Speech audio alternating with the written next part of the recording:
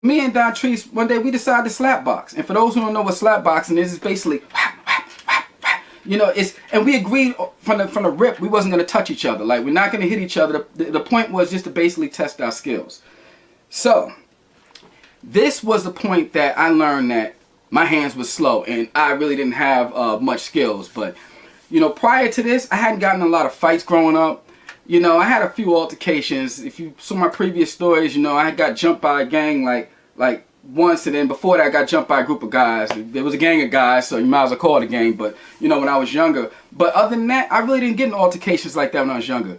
And like I said, when I was around 10 years old, I think I took Shotokan karate for like 6 months, didn't stick with it, but I always stood up for myself and I was always ready. So I figured, I said, if it comes down to it, I'm ready to throw them hands. So anyway, we slap boxing, and this is when I learned that my skills is not up to par.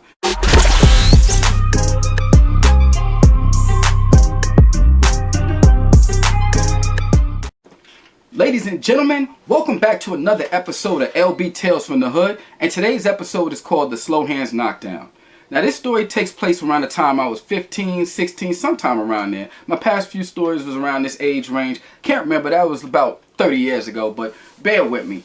So, what happened is I was still in VA in the apartment complex. I was hanging out one time in front of my building with a couple of guys, and I think some of them I knew, some of them I didn't, but it was mainly a bunch of my friends, though, if I remember correctly. Like I said, a long time ago. But anyway, I was hanging with some guys, too, that moved from New York to VA just like myself.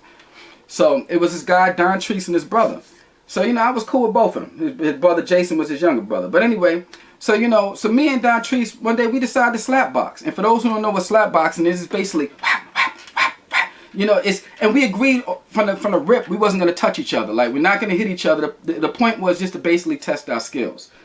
So, this was the point that I learned that my hands were slow and I really didn't have much skills. But, prior to this, I hadn't gotten a lot of fights growing up. I had a few altercations. If you saw my previous stories, I had got jumped by a gang like once, and then before that I got jumped by a group of guys. There was a gang of guys, so you might as well call it a gang, but, when I was younger. But other than that, I really didn't get in altercations like that when I was younger.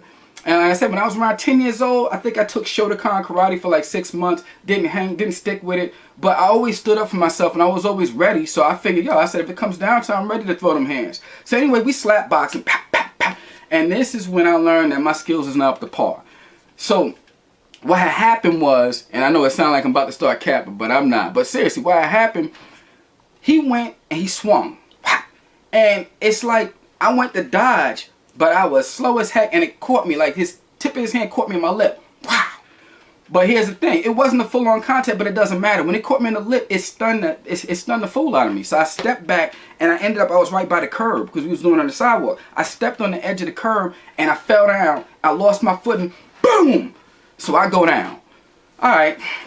And what's funny is his younger brother Jason came over me, and around this is around the time too, I think Friday was had been out. So the movie Friday, I don't know who's seen it out there, old movie, really good one, but Smokey was went by this dude that got knocked out, said, "You got knocked the F out." So dude's little brother Jason went over me and said, "You got knocked the F out." And I ain't gonna lie, I mean, it wasn't really funny right then. I mean, I was down there, of course, a little embarrassing. I'm sitting there, and another thing, it's just like when you get in a car accident, when it happens, you don't realize the after effect. When you get knocked down or something like that happens, it's like you don't realize. I was standing up, and next thing you know, I was on the ground. And it was real. And I knew one thing, though, I knew that feeling was very uncomfortable. And I said, I could laugh at it now, it's funny, but back then it wasn't so funny. But it was an uncomfortable feeling to be upright and know what you're doing and be conscious. And then next thing you know, you're on the ground, on your back, looking up at the sky. It's like, it's crazy. But like the GOAT, Mike Tyson said, everybody got a plan till they got hit. So I had a plan. I was like, yeah, I'm doing my thing. Boom. No, got hit, went down. So it's cool. I take that out. I knew I had to do something about that. And I tell you what, though, it's cool. I mean, after that situation, like I said, I'm not afraid of anybody. And it's not like I was afraid of him. But I'm going to be honest with you. The kid, Don Treese, I did put a little more respect on his name after that. But seriously, though, I wasn't scared. But I knew that I seriously had to up my skills. So, first things first. Where do you go to get skills? Because there's nothing better than experience. Experience is your best teacher. Even if you learn stuff in a classroom or if you're taking martial arts, if you don't, that sparring is what's going to give you that experience of really being in a real fight because it's still controlled in the gym. So my god brother that was staying with us at the time, he was a former Golden Gloves champion. You know, he was an Olympic hopeful. That's a whole nother story, not my story to tell. But, you know, he's supposed to go to Olympics, but he was really nice in boxing. So many wins. To me, he was like, I don't know, Mayweather and Mike Tyson combined. He was a beast. He had the speed, all that. So I went to him. And plus, when it come to actual fights, he had been in about 100 street fights at least. So he was battle tested. And if you saw my previous story, at the age of 16, he was knocking out grown men. 26, 27, 28, 30, don't matter what the age. He was bop, bop. He hit him with that night, and they was done. So, like my man always told me, he was like, yo, you want to get your skills up to par because you don't want to be that old dude that the younger me was knocking out. So that's why, you know, after that, I got really serious about my training. So I went to him, and I said, look, man, you've been boxing for a minute. I need some hand skills.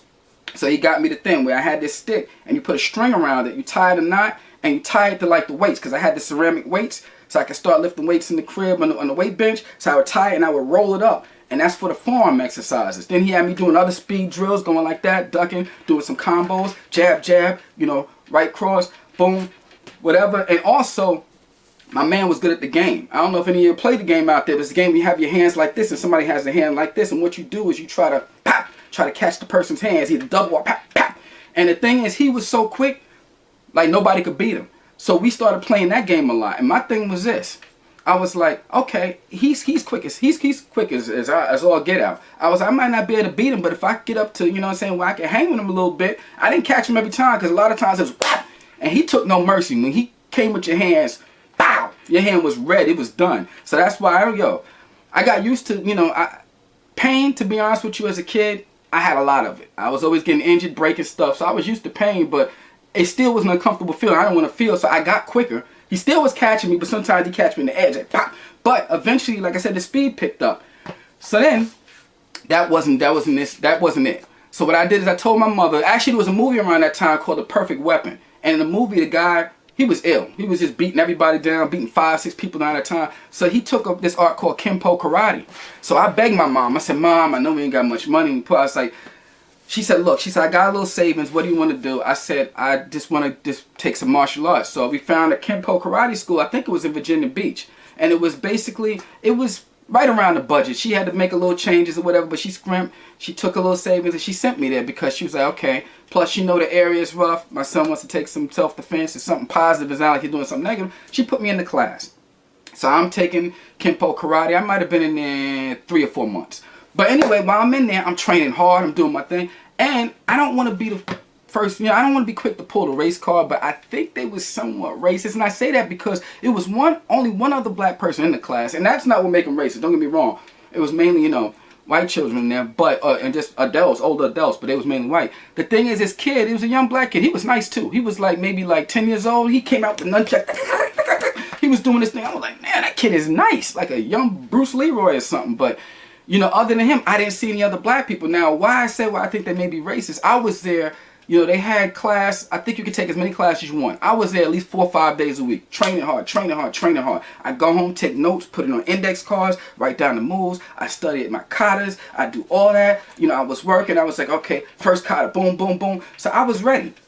So when they had a, actually I think I might have been there almost 6 months, but regardless of the time, it was a minute. But anyway, you know, they had a couple belt tests. So I was practicing, and every time they would come for a test, I'd be like, you know, Sensei, I'm ready to take this. No, you're not taking the test. You're not ready. Or I'd be like, nah, they'd be like, not now, another time. So I'm like, I'm training hard, I'm knowing the moves. It's like they wouldn't even give me a chance. Then when I wanted to spar, nah, you're not going to spar, go over there. They just let me do the basic lesson, and then they had like classes, if you wanted to get more advanced, take it afterwards and learn more. I want to stay. Nah, you can't stay. You got to get up out of here.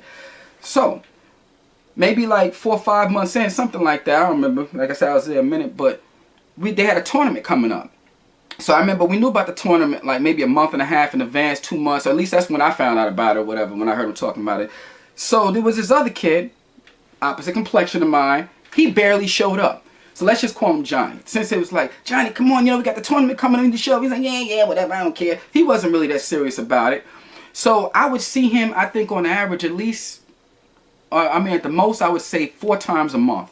Out of a whole month. Now, the class is going on like 6, 7 days a week. He was only there like 4 times in a month. they still let him be in the tournament. I was there. I was trying to stay afterwards. I was working hard. I was in class showing them, I'm knowing my thing. They don't have to correct me too much. I got the stances right, punches, kicks.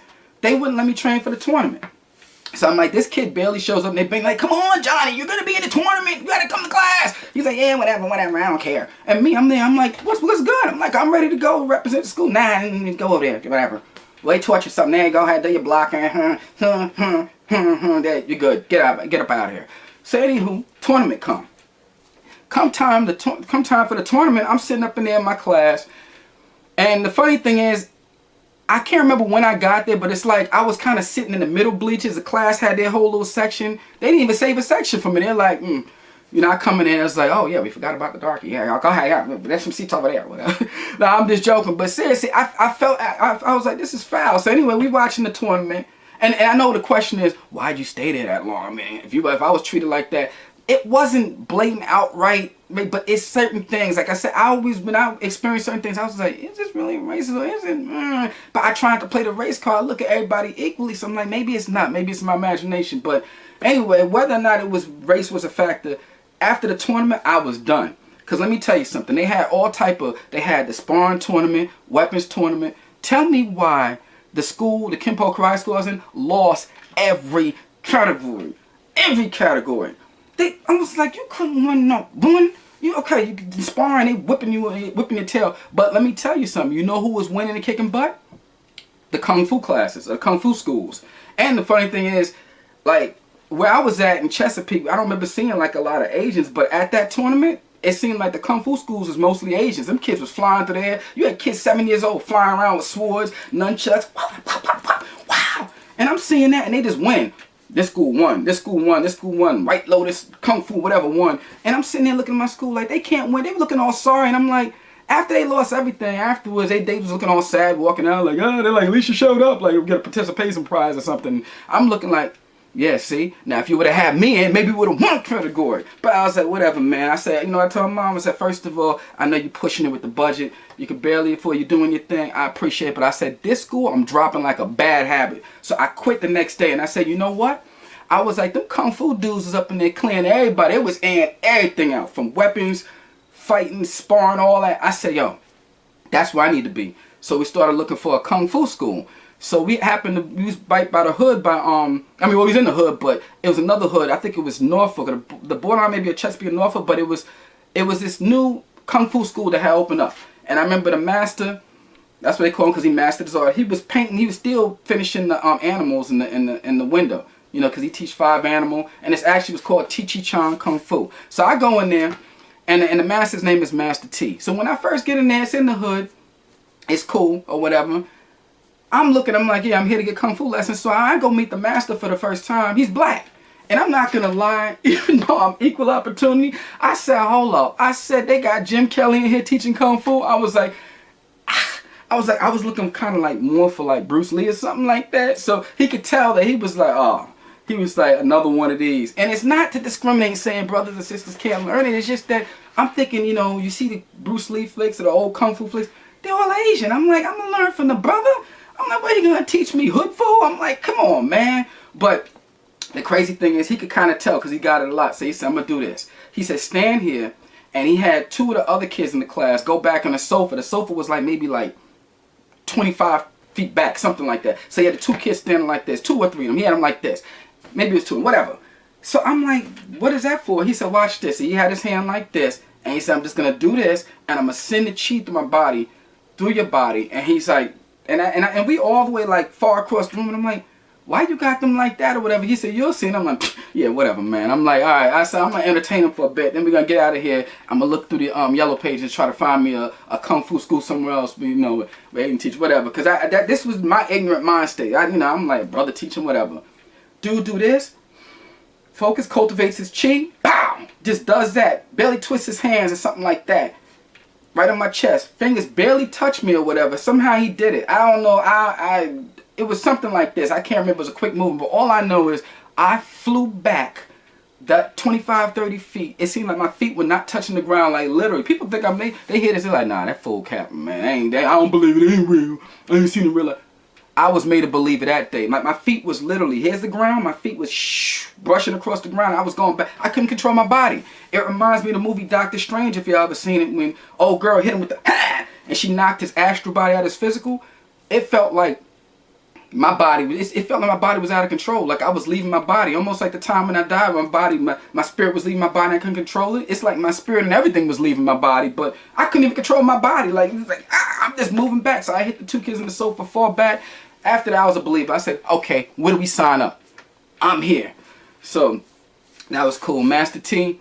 So I signed up with him, and it was cool because one thing about him, he only charged, I think it was like $20 a month. And if you couldn't pay that, like a lot of the kids who was in poverty, he said, if you don't got it, he let kids slide. He let kids go 3-4 months and their parents couldn't pay, because he said, he was offered to teach that in Virginia Beach where the people had more money, but he wanted to teach the brothers and sisters. Because the backstory real quick was, he learned from the Grandmaster. The Grandmaster was actually another brother. The Grandmaster used to actually teach out of the church that he used to attend. The Grandmaster went to China and actually learned from the Shaolin Temple. So he's like, the brother came back and was teaching out of the church basement. So he taught Master T. Master T stayed with him long. He mastered the art, and then he branched off and he formed his own Chi Chong Kung Fu. So an ironic thing about this, and I know people are going to think I'm caring about this, the Grandmaster's name was Grandmaster B. And y'all might be a little young, my audience, but there used to be a show called Married with Children. Bud Bundy, he pretended to be this rapper, Grandmaster B. So when I hear that, they're like, yeah, okay, Married with Children. Master T, Grandmaster B. They don't believe it, but I'm like, I have no reason to lie. I know a lot of people do, but I'm honest to God's truth. But anyway, as nice as Master T was, he used to always tell us, Grandmaster B, he's nothing compared to him. He's way quicker than him. Because Master T was no joke. Like, he would have this thing where if some of the kids, if their parents were telling them the kids was acting up in class, or let's say during one of the classes the kids would be doing something, he'd say, stop, and they wouldn't listen. He said, all right. He said, come on now. He said, all right, line up. And the ill thing about Master T is he be in there some church shoes sometimes, his church outfit, because he just come from church. But the man was no joke. When he have us line up, the kids used to be like, oh no, because they knew what it was. Basically, to the kids, it was a form of punishment. But what he would do is he'd have us all line up. He said, attack me. He said, come on now, hit me, go on, hit me. So we'd all have to come at him one by one off the line and come to attack him. Now, he was doing that to basically, part of discipline, but it wasn't so much it wasn't to be on us, it was to up our skills. So the kids used to hate that. They was like, oh, Master T, why? I used to kind of like it. I'm like, shoot, they acting up. I'm paying attention to class, but I'm like, I get on that line. So when we go up there, Master T hit you, you wouldn't even know what you could hit with it. Wop, wop, wop, wop. He was so quick. It was crazy. Like, yo, the man literally would kick you in your forehead with some church shoes. Like, he had some Stacey Adams. Wow. Next thing you know, that Stacey Adams print be right across my forehead. Just say SA right across my head, be laid out on the floor. Like, he used to drop us so quick. I think it was less than 2 seconds from the time you go. And sometimes, I came in there, I'm like, I'm gonna catch him. So I said, watch this. I said, him in them church shoes, I'm gonna catch him one time. I come through with my best punch. Before I can even lift my hand, it's like, I'm thinking I'm not telegraphing it. Wah, wah, on the ground, on my back. So anyway, my thing was this though. I never, I stayed with Master T for some time, and the thing that at first, he would teach us falls. Like, he would only teach you how to fall properly for like the first 2 or 3 months. And we was like, we want to learn how to strike. He said, no. He said, because striking is the easy part. He said, you need a strong defense and you need to know how to fall. Because he said, if you fall and you fall incorrectly, you'll injure yourself or hurt yourself or be out the fight from the jump. So he taught us how to fall, then he taught us defense, then the strikes. Luckily, I had taken Shotokan karate and the Kenpo karate, and I actually taken some Taekwondo before that, so I knew some strikes, but I see the importance of that, so you teach us how to fall. But when it comes back to Master T dropping us or whatever, I said, okay, I knew I was nice when I said, all right. I said, here's the thing. I said, he drops me in about 5 seconds. So I kept, I keep going, keep working on my skills, Eventually, it would take about maybe a good 35 seconds before I would hit the floor. I try to do some maneuver, whatever. He'd always catch me, but my thing was this. I was like, those extra 30 seconds that I'm hanging with him, most street fights really only last seconds. You'd be hard pressed to see one to go on for minutes. I mean, usually it's when guys are starting to be like, guys fighting, to be like looking stupid or whatever, doing all that extra whatever. Like, yeah, come on, dudes acting like they could box, other ones like this, like they doing all that. But seriously, when it comes to the actual striking and combat, it's usually the fight's over in seconds or whatever. So I was like, if I could hang with him, if I went from 5 seconds to about 35 seconds, those extra 30 seconds, that's all I need to beat anybody down. Because to me, Master T, he was number one. He was nice. And like he always told us, he was nothing compared to Grandmaster B. But so I took that. And I said, yeah, I said, I'm going to be ready. But here's the thing. All you boys and girls out there, you know, the best way to handle any type of disagreement you may get into in the streets or whatever is to try to handle it diplomatically. If you can walk away, walk away. If you can speak to somebody, because a lot of times when stuff escalates, it's over nonsense. We all know that, whether it be shootings, stabbings, just fist fights. A lot of times it's pride, ego. A lot of times dudes is fighting over a girl. Females might be fighting over a dude, whatever. But a lot of times it's pride and ego. And if we just humble yourself a lot of times and just, you know what I'm saying? Like if I make a mistake, I have no problem saying my bad, no matter who it is. It don't matter if, you know, it doesn't matter if it look like it's the weakest person, the strongest person. It don't matter. I'm going to apologize regardless across the board. But a lot of times we can handle it things diplomatically. But if it does escalate, when I'm an advocate of, it's just self-defense. But it doesn't have to go into stabbings and shootings. And this is important to knowing how to defend yourself. Because you know what happened? Like Master T used to always teach us, and, you know, other people teach you, like, if you end up, when you find yourself in a bad situation, let's say prison, like, you know, my previous video, I was talking about the prison visits. But if you find yourself in prison, hopefully none of you out there, you know, have or will. And, you know, I'm blessed by the grace of God that I have visited that type of place. But if you do, you're not going to have a weapon. Or if you walk in the streets all the time, you may not have a weapon. So you get caught, and wherever you're at, you might have an altercation. You're not going to necessarily have a weapon. And you're weak if you go to pull out a weapon anyway. Just like another thing I think is weak is jumping people. So that's why when it comes to losing fights, I really don't count none of this as a loss. I got the slap boxing incident I'm talking about now, but when it comes to actual really people getting it in, I got jumped 2 times. I don't count that because jumping to me is weak. I never jumped anybody and never will. That's corny. If I feel like I need help if I feel like I need another person or 3, 4 other people to deal with one person, I'm weak. Hell, the way I feel now with the way I'm comfortable with my skills, if I need help for 2 or 3 people, I feel like I'm weak. So I'm not jumping nobody. But like I said, I don't get in altercations. And yeah, I try to handle it diplomatically. But the point in all this, and I tell you, is this, and here's a lesson. While you shouldn't, and you should do everything to avoid the physical, because like Master T taught us, like a lot of the greats, if the fight if it gets to the physical and it could have been avoided, you already lost. Because sometimes when you win, you lose. It's not about the fact that I could beat the next person. If I could have avoided that and we could have dealt with it diplomatically, but I'm like, nah, I'm going to get into it because, you know what I'm saying, my temper's hot, it's flared up. I lost already, regardless of the fact that I drop him or not. So the best thing to do is, it's like they teach in the art of war. The ultimate victory is when you fight without drawing your sword. And that was for back then, because of course we're not running around the streets with swords. But if you can win and get a victory without actually taking it to the physical, that's the true mark of a champion. And that's a true victory. But at the end of the day, if it's going to go there, because we all know realistically and what happens in a perfect world, it's not, everything can't be solved diplomatically. Sometimes it goes there. And it has to get to the physical, you need to learn self-defense. Which I would pretty much prefer, instead of people out here stabbing and shooting each other, you got a problem, box it out. And really, it'd be safer because, you know, anything can happen if you're fighting on the street, hit your head in the curb, glass, whatever. Go to the boxing ring. Go to a boxing ring. Just like back when I was doing the martial art thing too, I also, at one time, maybe later in the future, I was able to go to the gym. And at the gym, they had a boxing ring. And the boxing ring, they had a coach teaching us, you know, in the ring. He had us doing 2-minute rounds, just boxing, keeping it moving, and those 2 minutes is hell, literally. But let me tell you something, when you can hang and you did a few of those rounds, I think he had us doing maybe like 6, 7 rounds like that, I couldn't breathe. But I tell you what, after a few of those, you're gonna get your endurance up. So it made me work on my skills. But get your skills up, and if you have problems with somebody, there's no, you know, you should be able to deal with it diplomatically. But if not, make sure you get your hand skills up. I know a lot of people these days don't want to get in fights because they're afraid to walk around black eyes. Everybody's recording everything. World star, world star. Oh, everybody gonna see me get knocked out. I'm gonna get clowned. You know what? At the end of the day, where I was from, if you got knocked out or you lost, as long as you stood up for yourself, it's still considered like a win because of the fact that you stood up for yourself. Nobody gonna say, oh, well, he lost the fight. Okay, you go lose a fight, so what? You lose your next 2, 3 fights, so what? You know what I'm saying? Eventually you're going to win. And it's like my god brother taught me that his father taught him. He was like, anytime you have an altercation, you get in a fight with somebody, he said, it's okay, win or lose. No, he said, if you lose, you don't come back shooting and stabbing. What you do is you go back every day till you beat that person. Now, some people are going to say, what? You fighting every day? But his father was trying to teach him, it doesn't have to escalate and get crazy. Don't let your pride get involved, but you're working on your skills. Because even if that person beats you 5 more times after that, you get that 6th win.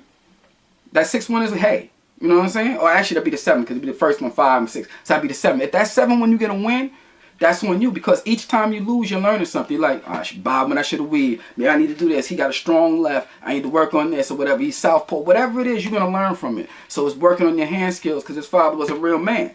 So, like I said, if you can avoid physical violence or anything, getting physical, great. That's wonderful. That's the best possible outcome. But if it's going to go there, or you have a disagreement and it seems like it's getting physical, and the other person wants to get physical, because whether you want to fight or not, somebody else want to fight, they're going to fight. And if they want to hit you, they're going to hit you. So it's up to you to defend yourself. And I believe in self-defense. So if it goes there, keep it with the hands, get them hand skills nice. Because I realized I was slow as all get out or whatever.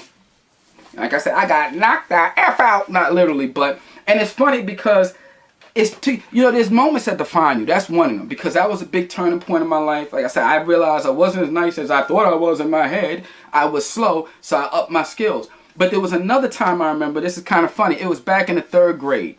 I was roughly around 8 years old. This is when I learned a valuable life lesson. There was this kid that named Marcus Brown, and I kept messing with him. Like I said, the name, first, last name stands out. I do remember I have someone to photograph memory, but he stood out to me. And I'm going to tell you why. In the 3rd grade, I used to like to play around. I was always a jokester, but I played around a lot. I kept playing him. He told me to stop playing with him. I kept playing with him. Now, here's the thing. Play stupid games, win stupid prizes. I kept messing with him. So he was like on the back of the line in class. I think we were somewhere. Teacher took us wherever to the bathroom. We was headed back to the classroom. So we were in the back. Dude turned around. He told me to stop playing. That last time he said, yo, stop playing. Next thing you know, went out. The rapper Mano talks about the hand of God and hitting people with that hand of God, that slap. Literally, I felt like I got hit by the hand of God. It's so real. When I got slapped, when they say he slapped the fool out of me, he literally slapped the fool. Like, I had no more fool left. I was playing around here. As soon as that slap connect, first of all, the slap was so hard, it laid me out. I was on the ground. When I was able to pick myself, I was like, mouth all sore, but I literally thought I saw God. Like, I was at the pearly gates. I was up there confessing my sins. I was like, I'm looking at God. He looking at me like, you done messed up, right? And I'm sitting there like, so when I say slap the fool, I'm like, you know what? I realized that there was an error in judgment, and I may have made a graven error. Like, seriously, he slapped the fool out of me. And then the crazy thing is, I had a big red print. Like, his handprint was right on the side of my face. It was all red and swollen up. He literally, but you know what? I didn't go back to fight him or nothing like that. And it's not because I was scared. I realized, I said I earned that slap. I said he told me to stop playing. I kept playing. And from that point on, I was learning, like, well, when people tell you stop playing, don't play, don't, stop. But also, you shouldn't play with people anyway. I mean, we were kids, so we all played around with each other. But he told me to stop, and I didn't. But from that point on, I don't play with people. I stopped playing because, you never know. And I got that hand of God on me. I learned real quick. It slapped the fool out of me and got me some get right. But here's the funny thing, right? I was around 8 years old, I guess, when that happened, around 3rd grade. When I moved back from VA back in like 97 back to New York, it might have been around sometime around there, 97, 98. I was driving, so I'm stopped at the stop sign. I look in the rearview mirror. Why? I think I seen Marcus Brown after like freaking about 12 years. Because at that point, I think I was around 20 or so. I'm not going to lie. I looked in the rear view. I was like, yo, I'm not going to lie, man. It's like that from 12 years prior. It's like that slap. It's almost like I felt it in my face. It's like it was a reminder. Like my face started getting sore. I started looking in the rear view like, is my face swelling up? Look like I'm seeing handprints. Looking like, yo, it's crazy. And back when I originally got slapped, people looking at you like, yo, what's that on your face? You messed up. I was like, I'm trying to play it off. I'm lying. I'm like, when you try to do the hand turkey, I try to do like that and chase it real quick. You're like, that ain't no hand turkey. That was like, first of all, they're like, how that's a hand? It's like, that your face all red. That looked like a handprint. Nah, I was trying to do a hand turkey, man. It ain't a handprint. And they're like, second of all, what you use? I don't know. Permanent marker? Magic marker or something. They're like, magic marker? They're like, it's not even black. All we see is the red outline of a hand in your face. So I was like, that's crazy. But literally, that imprint, it seemed like it just came back. So I'm looking in the mirror. I'm standing there. So at this point in time, I've been through everything I've been through. I'm not afraid of nobody. So I'm walking around like, yeah, I'm fearless. Like, not trying to be extra with it, but, all my experiences, almost got killed a bunch of times, almost died a bunch of times, been through the hood stuff. So I'm like, yeah, I ain't afraid of nothing. PTSD is real. It's real. I felt, it's almost like my face started swelling up and I felt that 12-year slap. The slap felt or heard around the world. Like, it's crazy. I was in the rear view and it's like, I'm looking and I got ashamed of myself. It's like for the next 3 weeks after I thought I seen him, I was checking my rear view. I was like, and I started looking I disgusted myself. I'm like, get yourself, I'm looking in the mirror. I'm like this, I'm like, get yourself together, man. Come on. What's wrong with you, man? You ain't no sucker. But PTSD. You know what I'm saying? It was going to stick with me for a while. And I said it wasn't until years later, you know, you get to sit to talk to somebody with some degrees in the wall and work that out. Like a lot of that childhood trauma.